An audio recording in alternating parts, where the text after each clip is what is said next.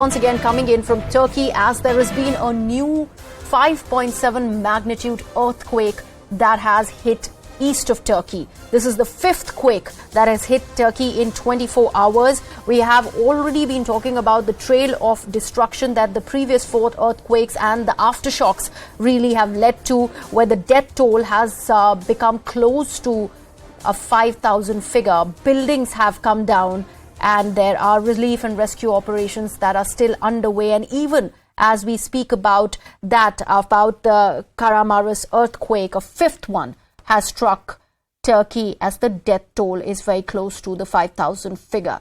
Taking this across to my colleague Abhishek Jha. Abhishek, even as the grueling rescue operations are currently underway, there is another earthquake that struck Turkey. This is becoming very, very disastrous. So, Greya, clearly these aftershocks are actually going to be more disastrous because most of the buildings which have had the impact of first tremor and then second tremor, those two were believed to be independent tremors. But then there will be aftershocks which will be felt for a few days from now. And these tremors are going to bring those buildings down which have already developed cracks. So we know those half-damaged buildings are still there. And people have been asked to not live inside. They have been asked to leave those buildings. But then these aftershocks are also holding back the rescue workers who are trying to rescue as many people as possible who are still under debris and under the collapsed buildings. And these aftershocks will make their work more difficult, and many lives will be lost because of these.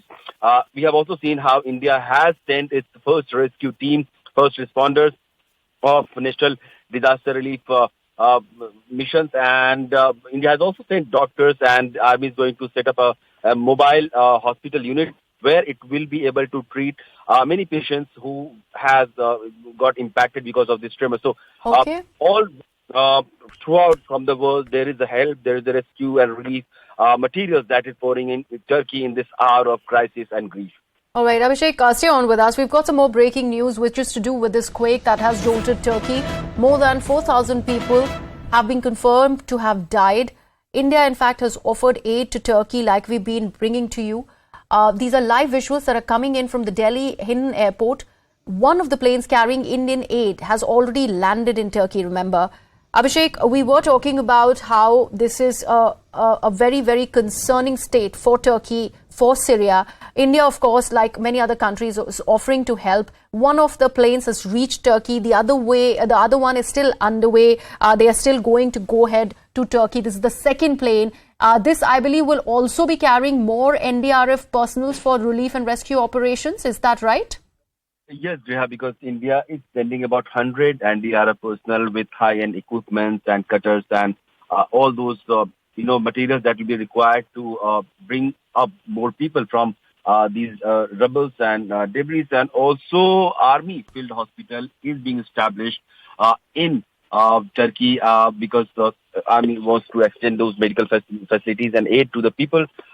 And beyond that, there is essential medicine. There are other life-saving stuff that is also being transported because this is a winter and chilly weather in Turkey, and with the latest shocks that we have been reporting regularly, many people, those who have been dead, but then beyond that, millions of people, they have been rendered homeless and shelterless. So to provide them shelter and basic food and amenities, also one of the paramount concern of the countries that are pitching in their help and assistance for the Turkish government. And India has established a very high-level coordination committee which is facilitating all that relief and assistance material to Turkey, and is also updating what are the... Right, Abhishek? We seem to have lost that link with Abhishek, but the point that Abhishek also was making as to how India has been very concerned about the situation that is being reported out of Turkey. Even as we speak, there's a fifth earthquake that has been reported out of Turkey after the four ones and the aftershocks. Remember, experts have been warning about this very situation, that the aftershocks will continue for a few days. So the people who are residing in the area, in Turkey and Syria, need to be very, very concerned about the situation and what it would lead to. The aftermath is something that is also there for everybody to see in the visuals which we are playing on the right side of the screens, with close to 5,000 people who've already reportedly died in the deadly quake that has hit this particular area after over a century. Abhishek is back with us on the broadcast. Abhishek, you were talking about the Indian aid. We also know how the ambassador of Turkey to India, Mr. Firat Sunel, had thanked India for sending this aid, calling India as a friend in need. Of course, and we have seen, India and Turkey, they have had strategic and diplomatic relationship, which is like quite deep and very important. But recently, the last meeting of Indian Prime Minister Modi with Turkish President Erdogan was in SCO during this SCO summit talks in Uzbekistan, where it was felt that both nations need to work more in collaboration into various aspects of business and strategic affairs. And with the latest crisis that has hit Turkey, India has expressed its solidarity, and India stood as a friend, which is in need, because the day, like yesterday morning, it was the aftershock and the tremors, and by a late afternoon, it was decided that India is going to send relief material, rescue teams, and medical teams, and the meeting was held at the highest level because Prime Minister himself was involved in this whole meeting, and this rescue team that we sent to Turkey. So it clearly shows the kind of importance that India is giving to Turkey, not as a friend or as an ally, but also as a true friend who is standing for all the essential needs at a time of crisis as a friend.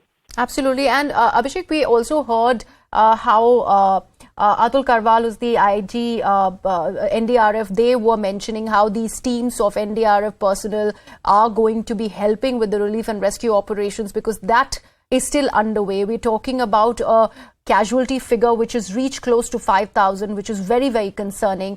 But even this kind of help by a nation like India, which will be a great deal of help that is needed right now for Turkey, considering the kind of stuff that is being reported out from Turkey. We can see the devastating visuals, and this is a much needed requirement for Turkey at the moment.